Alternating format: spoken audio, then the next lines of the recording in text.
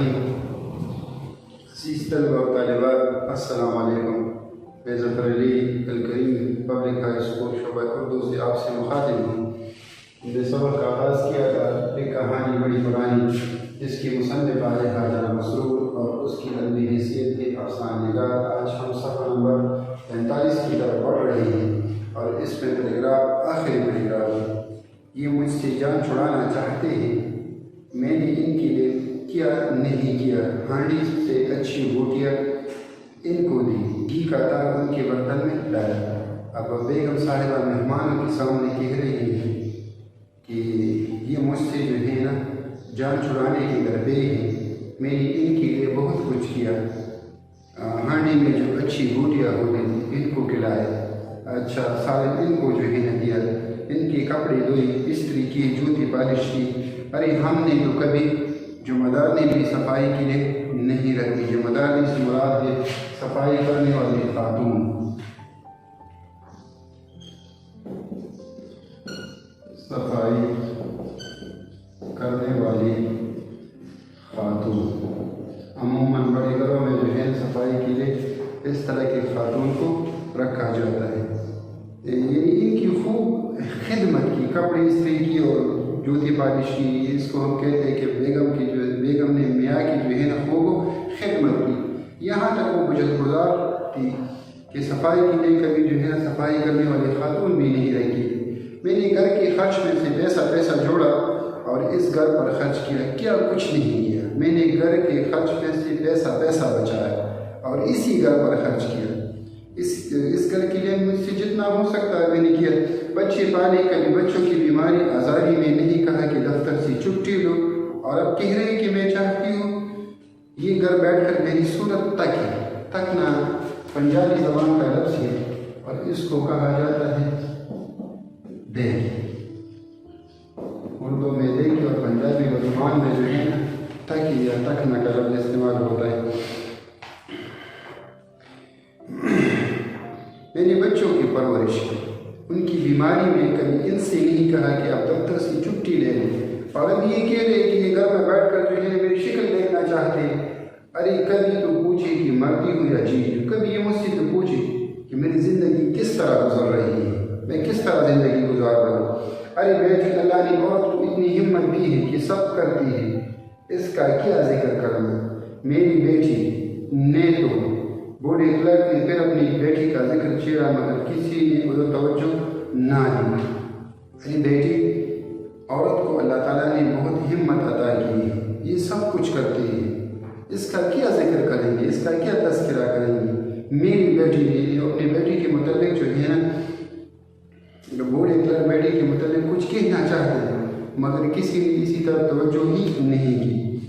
تمہارا کیا حال صدا کی بیمار، میاں منہ لٹکا کر بولے۔ منہ لٹکا کر بولے سے مراد بھی ناراض ہو کر بولے۔ تمہارا کیا حال پوچھی، ہمیشہ کی بیمار۔ ایک صدا جو سین والا ہے اس کو کہا جاتا ہے حال، جو سواد والا ہے اس کی معنی ہے آواز۔ ہمیشہ کی بیمار ہو، میاں ناراض ہو کر کہنے لگی۔ میں صدا کی بیمار تھی، اللہ حد ہے جھوٹ کی بھی۔ بیگم صاحبہ، میں ہمیشہ کی بیمار تو یہ جھوٹ کی جو ہے انتہا ہے۔ میں تو تمہارے گھر آ کر بیمار ہوں، بس کیا کروں۔ ڈاکٹر نے کہا تھا کہ ناقص غذا اور غم و الم سے یہ بیمار ہوتی ہے۔ وہ تڑپ کر زور زور سے رونے لگی۔ تڑپ کر سے مراد ہے بے قرار ہو کر، بے چین ہو کر جو ہے بہت زیادہ روتی ہے۔ میں ہمیشہ کی بیمار نہیں تھی، یہ جھوٹ کی جو ہے انتہا ہے۔ یہ تو تمہارے گھر آ کر جو ہے میں بیمار ہوئی ہوں، بس کیا کہا۔ ڈاکٹر نے کہا کہ خراب جو ہے نا غذا اور غم الم سے یہ بیمار ہو جاتی ہے، اوزار و عطاب ہونے لگتی ہے۔ سب نے ایک دوسرے کی طرف دیکھا اور پھر نظریں جھکائی۔ موجود مہمان ایک دوسرے کی جو ہے نا طرف دیکھتے ہیں اور پھر مارے شرمندگی کی جو ہے ایک نظریں جھکا لیتے ہیں۔ سردی کا غروب ہوتا ہوا سورج کبھی ایک بادل کی ٹکڑے کے پیچھے چھپ گیا اور کمرے میں اندھیرا بڑھ گیا۔ اب چونکہ یہ سردی کا موسم ہے اور شام کا وقت ہے تو تقریباً سورج جو ہے نا غروب ہونے والا ہے، اس لیے آہستہ آہستہ کمرے کے اندر اندھیرا پھیل رہا ہے۔ چڑیا کمرے میں بیتابی سی اڑی اور پھر روشندان سے جو ہے نا ٹکرا گئی۔ پھر جو ہے نا جب اندھیرا چھانے لگتا ہے تو کمرے میں موجود چڑیا بے چینی سے اڑتی ہے اور پھر روشندان کی شیشے ٹکرا جاتی ہے۔ تم کتنا بیمار ہوئی؟ میں نے کبھی کسی سے نہیں کہا، کسی سے فریاد نہیں۔ ڈاکٹر کہتا ہے کہ تمہاری خاندانی بیماری تم اور بچوں میں۔ وہ بین کر رہی تھی کہ میاں کڑی، بین سے مراد یہ ہے کہ رو رہی تھی، بین سے مراد ہے رونا۔ تم کتنا بیمار ہوئے؟ میں نے کسی سے نہیں کہا، میں کسی سے کوئی فریاد کی۔ ڈاکٹر کہتا ہے کہ تمہاری خاندانی بیماری ہے، تم میں اور بچوں کو منتقل ہو سکتی ہے۔ اور رو رہی تھی کہ میاں کڑے ہو گئے۔ خبردار جو خاندان کی بات کی زبان کھینچ لوں، یعنی ان کو جو ہے نا دھمکی آمیز انداز میں کہا، اگر خاندان کے متعلق ایک بات بھی کی تو میں تمہاری زبان کاٹ لوں گی۔ دیکھ لیجیے اب خود جو چاہے کہیں سب کے سامنے۔ وہ زور زور سے رونے لگی۔ بیگم صاحبہ مہمانوں کو مخاطب ہو کر کہتے کہ ان کو دیکھ لیں، یہ خود جو کچھ جو ہے نا سب کے سامنے کہنا چاہتے کہتے ہیں، وہ بہت زیادہ رونے لگتی ہیں۔ اے بابی، شریف عورتوں کی آواز گھر سے باہر نہیں جانا چاہیے۔ زدہ نن نے اس کی منہ پر ہاتھ رکھ دیا، مگر اس وقت وہ اپنے آپے محنت کی خود انہوں نے وہ ہاتھ جھٹک دیا۔ ہاتھ جھٹک دیا سے مراد ہے ہاتھ جو ہے نا ہٹا دیا۔ آپے سے باہر ہو گئی تھی، اس کا غصہ انتہا تک پہنچ گئی، وہ ہوش میں نہیں۔ اے بابی، جو شریف عورتیں ہیں ان کی آواز جو ہے نا گھر سے باہر نہیں نکلتی ہے۔ ان کی جو پولی زدہ نن تھی، معذور جو ہے نا پولیو سے معذور نن تھی، اس کے منہ پر ہاتھ رکھ دیا، مگر وہ اس وقت غصے کی انتہا تک پہنچی، اس لیے انہوں نے ان کا ہاتھ چٹک دیا۔ اچھی شرافت ہے، یہ ساری دنیا کو سنائی اور میں نہ بولوں۔ سن لیجئے، یہ تو مجھے بہت سمجھتے ہیں، ان کا جی بھر گیا ہے مجھ سے، میری ہر بات انہیں بری لگتی ہے۔ بیگم صاحبہ مہمانوں کے سامنے جو ہے کہتے ہیں کہ اچھی شرافت ہے، یہ تمام دنیا کو اپنا قصہ سنا ہے اور میں نہ بولوں۔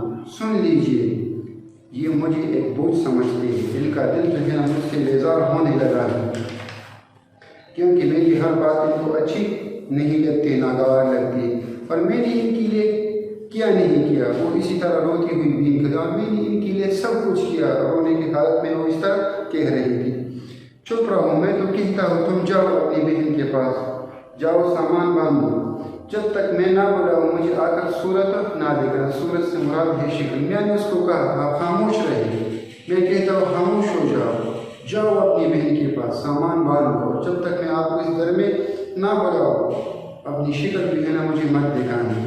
اور نہیں آ کر رہی تھی تمہارے پاس، وہ شیر کی طرح تھرا دھارے، وہ بھی آ کر جو ہے نا تمہارے پاس رہی تھی۔ میاں جو ہے نا شیر کی طرح اونچی آواز ہے، ان کو بہت زیادہ جو ہے نا غصہ ہونے لگے۔ 2 دن میری بہن آ کر رہی تھی، بیچاری کو سانس نے مارا تھا، نہ آتی تو کیا کرتی؟ پھر بیگم صاحبہ کہہ رہے ہیں کہ صرف 2 دن کے لیے میری بہن آئی تھی، کیونکہ اس بیچاری کو سانس نے مارا تھا، اگر نہ آتی تو کیا کرتے؟ ان کے پاس جو ہے نا کوئی دوسرا ٹھکانا نہیں تھا، کیونکہ بیگم صاحبہ کی زندگی کا حال یہ ہے کہ ان کا بھائی باپ وغیرہ جو ہے دنیا میں نہیں ہے، اب یہ احسان جتا رہی ہیں، آخر یہ گھر بھی آخر یہ میرا بھی تو گھر ہے، میں نے اس پہ اپنا پراپرٹی بڑھ ڈالا، زیور ڈالا، میں نے کوڑی کوڑی بچائی، میں نہیں جاؤں گا اپنے گھر سے اونچی ہی بالکل دیوانوں کی طرح۔ کوڑی کوڑی سے مراد ہے پیسہ۔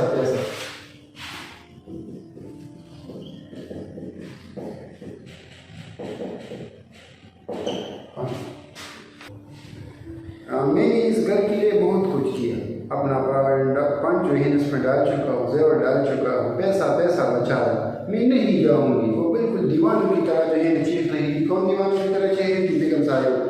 اب لوگ نہیں سمجھا سکتے اس عورت کو، آپ لوگ نہیں سمجھا سکتے اس عورت کو، یہ کسی کی سننے والی نہیں۔ میاں نے بھی بس سب کو مخاطب، میاں نے کہا کہ آپ لوگ ان کو جو ہے نا سمجھا نہیں سکتے ہیں، یہ کسی کی بات سنتی ہی نہیں، تم دوسری کمرے میں چلے جاؤ۔ اچھا، میرے ساتھ آؤ۔ پڑوسن خالہ کا جی بر آنا، جی بر آنا سے مراد ہے غمزدہ ہونا، یہ بھی ایک محاورہ ہے۔ تم دوسری کمرے میں جاؤ۔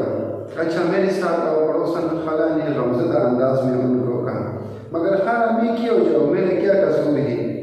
ان کا دل کہیں اور اٹکا ہے، یہ مجھے نہیں پوچھتی پھر کس کی پوچھتی ہے۔ اٹکا سے مراد ہے ان کا دل جو ہے کہیں اور لگا ہے، اٹکا سے مراد لگا ہوا۔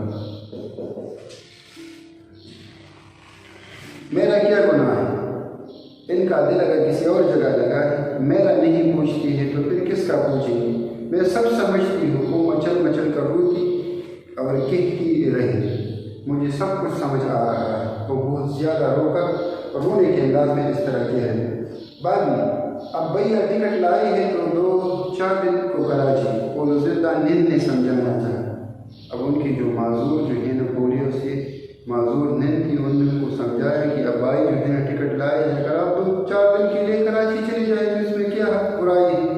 میں نہیں جاؤں گی اپنی ہنسی اڑوانے، ہنسی اڑانے سے مراد ہے مذاق اڑانا۔ بیگم صاحبہ نے کہا کہ میں اپنا مذاق اڑانے کے لیے جو ہے نا کراچی نہیں جاؤں گی، میں اپنے بچوں کو نہیں چھوڑ کر جا سکتی اور میں اپنے بچوں کو بھی چھوڑنا نہیں چاہتی۔ اس وقت گیند باہر سے آ کر دروازے پر زور سے لگا۔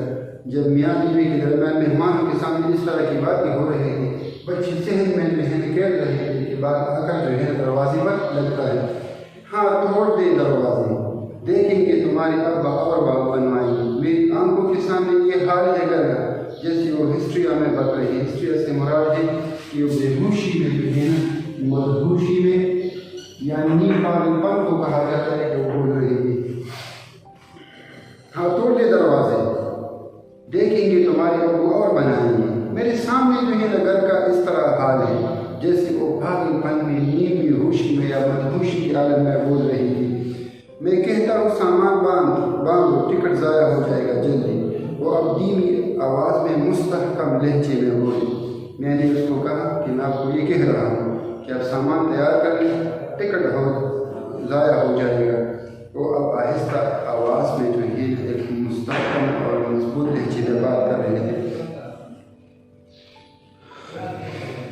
عزیز طلبہ، بعض مشکلات میں بورڈ پہ لکھ چکا اور بعض جو ہے نا زبانی بتا چکا ہوں، لہٰذا جو زبانی بتا چکا ان کی جو ہے ان کا ایک فہرست بناؤ۔ والسلام۔